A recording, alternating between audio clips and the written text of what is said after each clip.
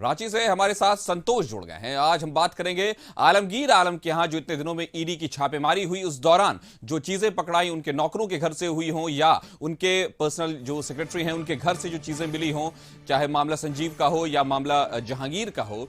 हमारे साथ इस मामले में बात करने के लिए आपको बताएंगे कि कैश कांड मामले में ईडी ने आलमगीर आलम को समन भेजा है और 14 मई को पूछताछ के लिए बुलाया है। हमारे साथ संतोष जुड़े हैं। संतोष, बताएं कि आखिरकार एक फैसला तो आया कि मंत्री आलमगीर आलम की मुश्किलें बढ़ती दिखी, 14 मई को पूछताछ के लिए ईडी ने समन भेजा है, क्या कहेंगे आप?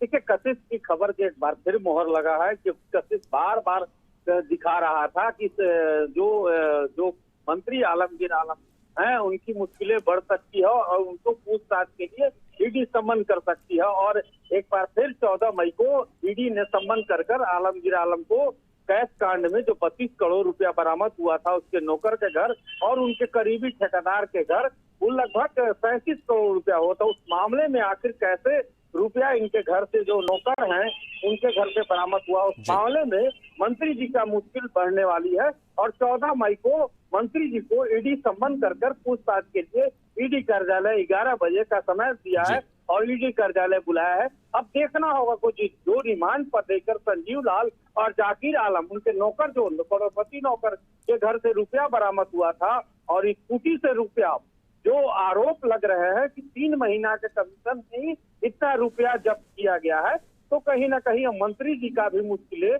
बढ़ने वाला है। जी तो ये माना जा सकता है कि आलमगीर आलम की मुश्किलें बढ़ने वाली नहीं है, कुछ हद तक तो मुश्किलें बढ़ गई हैं। ईडी ने 14 मई का समन उनको भेजा है और उनके जो नौकर और उनके पीएस दोनों के घर से जो कैश की बरामदगी हुई उसी मामले में यह समन भेजा गया। हमारे साथ जुड़ने के लिए आपका शुक्रिया।